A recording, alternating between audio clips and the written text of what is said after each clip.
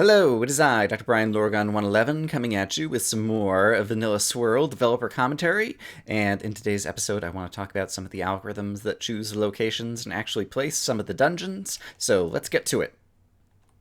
And for today's episode, I'm going to talk about a couple of the dungeons, the Mountain Peak dungeon and the Red Beacon dungeon. The Mountain Peak, we can take a better look with the infinitely seeing eye, is basically tries to put a loot box on the top of a mountain and cover the area in different spawners and redstone torches and put a bedrock roof above the area. It's relatively straightforward. We can get a pretty good look at one right over there. And then a little later on, we'll also talk about the flat cobwebbed area for the red beacon. And basically, it is going to be an area that's going to be covered in cobwebs and spawners. It's got the box in the center with a little tiny bedrock roof kind of right above it with a few different spawners. And then obviously the big bedrock ceiling that's over the top of it. So that just gives an idea of what we're finally going to be producing with this code. But let's jump into some of the code. So the first bit of code we're going to look at is find some mountain peaks, which is going to start out by just trying to find locations of where we should try to place these dungeons on the map. And there's some artifacts of some older bits of the code here. There's a place where I check for if it's a mega taiga or a jungle, which have very tall trees. And before I was kind of getting rid of trees in my consideration of the height map, the tall trees made my algorithms think that there was kind of like tall terrain here and would sometimes try to put the mountain peak dungeons here. And so I end up eliminating those biomes, although they're never really a good place to try to put this particular dungeon anyway. And so it's good to keep excluding them even if the algorithms have changed and improved. And then there is a scoring heuristic where basically I try to find tall areas of the terrain that also have some high terrain near them, but not being too much higher than the terrain that's around them, so it's not like a big spiky area. And honestly, this scoring heuristic, it's not very good, but it's good enough, and if it ain't broke, don't fix it. And so basically, I use this heuristic and I walk across the whole map, giving different areas of the map a score, and try to find the ones with the best score, and they end up being the mountain peak locations. And yeah, so then computing the best high points, there's an algorithm that uses the scoring function find best peaks algorithm that tries to find a whole lot of different points along the map that look like they would be good candidates. And then we go and filter out ones that are going to be bad for different reasons. And so we filter out ones that don't have a high enough score because they're going to be kind of a crummy mountain peak. We filter out ones that are too close to spawn because you'll recall back in customization knobs from a couple episodes ago, basically there were constants for how far away different things have to be, and so I think the mountain peaks have to be at least 750 blocks away from spawn, because you're supposed to find a green beacon and a red beacon before that. And we make sure they're not too close to the edge of the map, because we don't want it to be the case that like half of the mountain is outside of the world border. And we make sure it's not a mega taiga or a dungeon, or sorry, mega taiga or a jungle. And so basically there's 4 different filters that I apply to filter out points that look like they're good from the point of view of terrain, but are bad for other reasons. And on different Minecraft world seeds, there's different bits of terrain, and so sometimes you have more extreme hills in Savannah M, and sometimes you have fewer of them. And I want to find kind of like the best tall mountains, but different world seeds have different terrain height. And so first, my algorithm considers only mountains that are at least a height of 90 or above, but sometimes you can't find enough. And so I look for trying to find at least 8 different mountains kind of like around the map. And if there aren't 8 mountains that it can locate at that height, then I try again just looking at a height of at least 80, and then I try again looking for a height of at least 70. I'm not sure that it ever falls back to at least 70 on any of the world seeds that I've tried. But basically, as a result, I can handle different maps that may or may not have many kind of like extreme hills biomes or Savannah M biomes or different biomes that go up to a particular height that's particularly mountainous. Let's go back into the Minecraft world really quick, because in addition to the mountain peak dungeons, there's one other important mountain that this algorithm is also looking for. And it tries to find the highest mountain that has kind of a very solid area underneath that doesn't have any air blocks and doesn't have any lava pools and different things. And it uses that one to be where it's going to hollow out and put the chest with the elytra. And so you can see what it actually looks like here in spectator mode. I can just fly through the blocks down here, but there's a glassed-in box with some glass where you're digging down, and then we've got the little blue orchid right on the top. And so basically, among those mountains that I just found looking for the mountain dungeon, I'm also going to select one of them to be where I'm actually going to put the hidden elytra chest. And so the code for selecting the best hiding spot for that elytra chest is over here.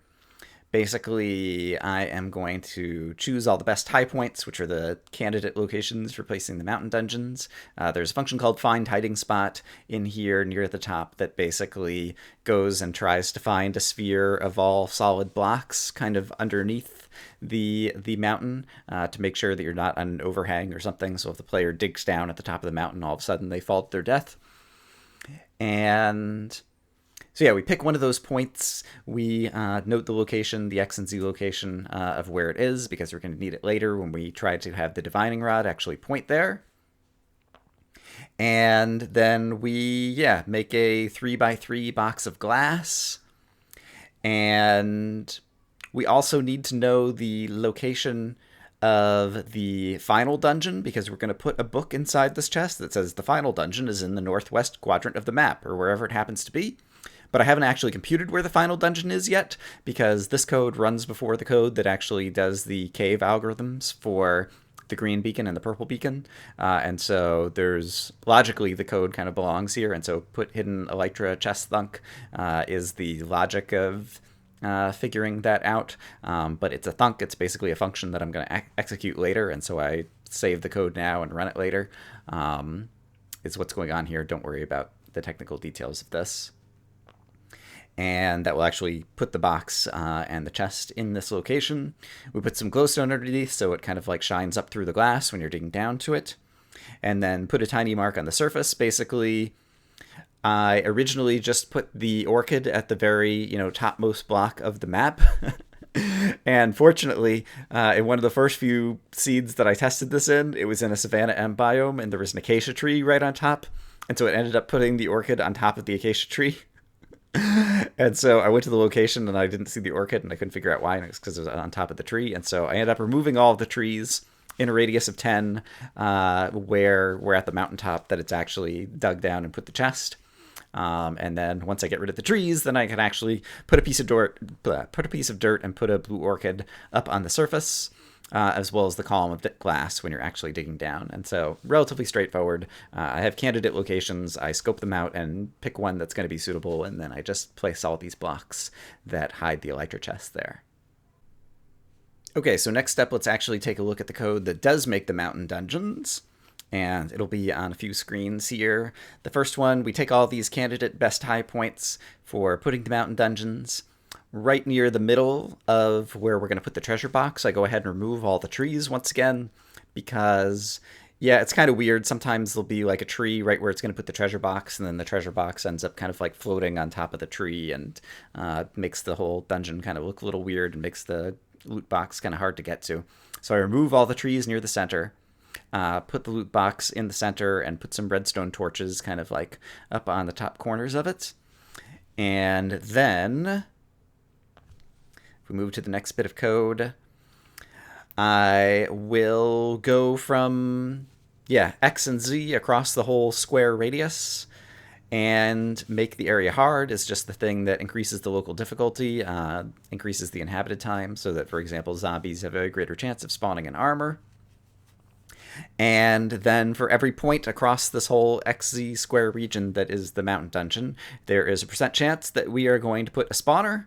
And we select those spawners from the Mountain Peak spawner data, which was in the customization knobs that we saw back a few episodes ago, that basically says the Mountain Peak spawner should have gas spawners and blaze spawners and spider jockeys and these different ratios. And there's some random chance that on any given X and Z block, we're going to put a spawner. And so we find the Y value, which is the height map, which is basically the top of the terrain. And we replace it with the spawner, with a particular spawner value. And then occasionally we also just put down redstone torches for mood lighting. And so we put them on top of a block of andesite just to make sure. Sometimes it tries to put them on top of tree leaves or on top of grass blocks or tall grass or different plants that redstone torches can't actually sit on top of. And so I put a piece of andesite when I'm actually placing these redstone torches to make sure there's something supporting the redstone torches. And then the bottom line here, replace underground with obsidian and silverfish, is just to discourage people from tunneling, trying to go kind of like underneath or into the side of the mountain. And continuing on after that, then we put a little bedrock floor kind of underneath the loot chest itself so that you can't just like tunnel up from directly underneath. And we also hollow out some air kind of like around the outside sides of the loot box, because sometimes it's the case that the mountain is kind of a funny shape and the loot box ends up kind of like embedded in the side of the mountain. And so it was the case that when it's like that, it was kind of like easy to tunnel through the mountain through the other side. And so I want to make sure that even if you're trying to do that, you end up kind of being exposed to open air before you reach the loot box. And so all the monsters who are around can have a chance to try to attack the player. And then there's finally the bedrock ceiling up at the very top. And yeah, that's pretty much it for the Mountain Peak chest. Or Mountain Peak dungeon. It's relatively straightforward, just kind of like dropping random spawners on the top of the terrain and putting a loot box in the center. And now, even though the main vanilla swirl algorithm doesn't do things in this order, after doing the Mountain Peak dungeons, it actually goes on to do the cave dungeons, the green and purple beacons. I'm going to go ahead and jump into some of the code for the red beacon, the flat cobweb area, because it's very similar to the Mountain Peak dungeon. And so I've got that on the screen here. We have a different kind of scoring function that I'm not showing, but basically it's trying to find flat areas, and it does the same kind of thing. We have a bunch of candidate points, and then I'm going to filter out ones whose score isn't above some threshold so that it doesn't seem like it's a very good area. Filter out the ones that aren't far enough away from spawn. I think the cobweb flat distance is maybe 500 blocks away from spawn, because we want people to ideally find the green beacon first. Filter out ones that are too close to the edge of the map, because we don't want half of the dungeon being outside the world border.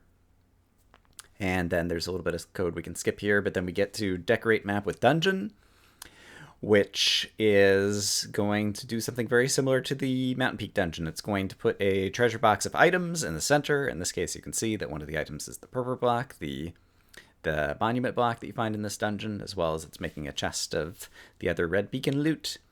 It is going to replace the top center bit of the treasure box with glass, because there's actually going to be a beacon shining directly, through the loot box or whatever, and it needs to shine through. And the bottom line, put beacon at 14 is the color of the data value for red for stained glass that is actually going to be making the beacon shine through as a red beacon in this particular area. And if we move on forward, then we're going to place some spawners. We're going to put some blaze spawners on the four corners. Although if it's easy mode, it ends up actually only placing 2 of those 4 blaze spawners. And we put a spider jockey also in the center. And a spider jockey is basically a spider spawner that has passengers of a skeleton and hand items of a bow.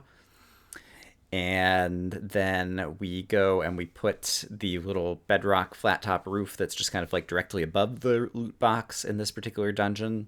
And it's mostly there just so that it's not trivial for people to throw an ender pearl and kind of like land directly on top of the loot box and then just kind of dig into the loot box and skip the whole dungeon. So I add that little bedrock roof right above the loot box in this one to make that difficult to do. And then if we look at the rest of the code, surround with danger, it's pretty similar. We go through the whole square radius. We make the area hard so that mobs are more likely to have armor, for example. And then in the case of the flat cobweb dungeon, the red beacon dungeon, there's 2 types of spawners, outer spawner data and inner spawner data, that we saw in customization knobs a couple episodes ago. And so as we get closer to the center, into the inner spawner data, like, the mobs become more threatening. And at any given square, there is a random chance that we're going to put down a spawner. And if we do, we find the height map and possibly add a random value. We possibly go a little bit above the height map. So height map of XZ plus RNG next of 2. We'll either put it on the surface of the ground or 1 block above.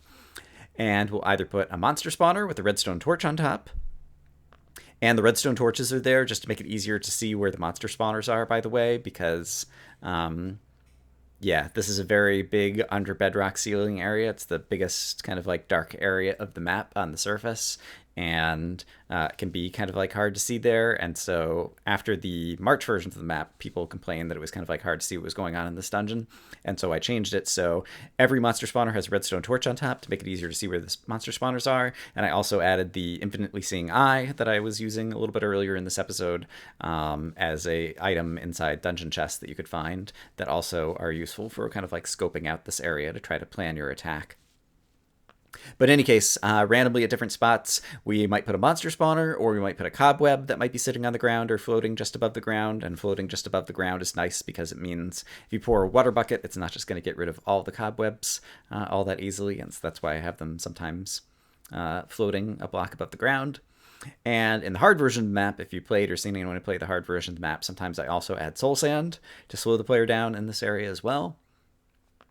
And then occasionally, even if we're, not around spawners or different things, like I'll also just put a redstone torch sitting on a piece of andesite just to add a little bit more light to the area so that the player can still see kind of like what the terrain looks like, even if there aren't, it's not preventing monsters from spawning, because redstone torches don't give up that much light. And just like the mountain, I replaced the underground with obsidian and silverfish to discourage people from just trying to tunnel underneath. And I also make a bedrock lip that's under the loot box, so you can't just tunnel directly underneath, and so you have to like come out a couple blocks away from where the loot box is if you do try to do tunneling, despite the obsidian and silverfish. And finally, just put a big bedrock ceiling over the top. And so pretty similar to the Mountain Peak dungeon in terms of put a bedrock ceiling on the top, put a loot box in the center, drop some random spawners around the outside, and let the player go nuts. Coming back into Minecraft, one other bit of code I want to walk through is the code that replaces some of the biomes. If I hit F3, you will see that I am in, what is it, F3D? Yeah, that replaces the chat. I am in biome the end over here. On the left-hand side, and as a result, Enderman could spawn in this region, and actually if I go into, creative mode rather than spectator mode, you'll see Endermen start spawning. And on the edge of this plains biome, the trees have been replaced with end trees that have obsidian trunks and end portal bricks as the leaves. And then also similarly, there are also some biomes like this, where if I hit F3, you can see that I'm in a hell biome on the left. There's zombie pigmen spawning, and some of the trees have been replaced with these hell trees, which are basically have netherrack for the leaves and nether brick for the trunks of the trees. And this was something I did mostly for flavor, but also to just like add some other kind of random challenges throughout the map.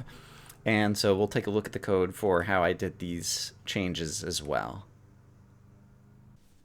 So on the screen now, I should have the code for replace some biomes, where basically I replace two things. I replace plains and deserts or desert hills.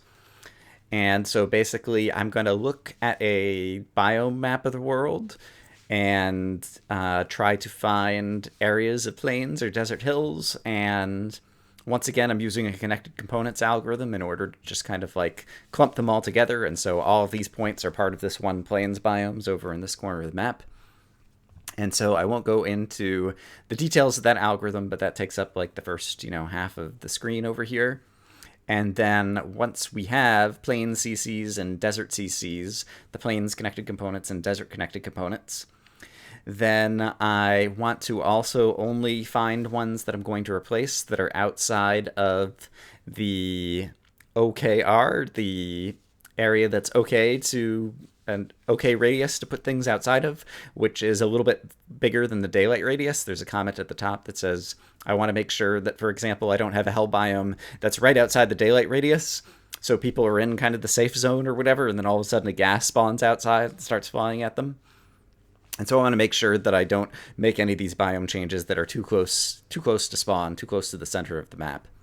And so that's what we're doing here. We're basically just finding these different biomes and filtering out the ones that are going to be too close to spawn. And then on the next page, we do some more filtering. I filter out the ones that are too small, so I want to make sure, if there's like a tiny patch of plains that's, fenced in by, roofed forest and other things, I'm not going to bother trying to replace it. So I make sure I only pick biomes that are at least 1,000 blocks large. And then we go through and pick some random ones to actually go and do the replacements. And so about halfway down, for key value and plane CCs, so for every planes connected component, I pick a random number, and there's a certain percentage that it's going to change that to a hell biome, for example. And if I decide to choose that one, then I'm going to set the biome to hell, which is going and actually poking the biome map information. And then I am going to go through and replace all of the trees in those locations. So basically, for every XZ coordinate in this whole plains biome, I'm going to change the biome to hell, and I'm going to replace any trees that happen to have their root stump block at that particular XZ coordinate.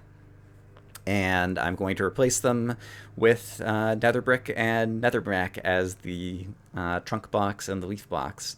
And I do a similar thing if there's a certain chance that we'll replace it with a sky biome, which is the end. Then for all the blocks in that region, I'll change the biome for them, and I'll replace the trees with obsidian and end portal frames. And then similarly, we didn't see an example of it in this particular map, but basically there's also some deserts that I turn into hell deserts. If you watch the playthrough that I did with Kurt J. Mack, we ended up encountering one of these, and basically it's a similar kind of thing, but the transformation, there's a little bit more to it. And so in addition to changing any trees that are on the edge of the biome, sand becomes red sandstone becomes red sandstone, and then all the variation of slabs and stairs and different things that you might have from desert wells also get transformed. And so you end up with like a giant red desert area that has, zombie pigmen and ghasts and different things on it. And yeah, so that's how I do the biome replacement. And so that's relatively straightforward as well. And so I think that's good enough for what we can talk about today.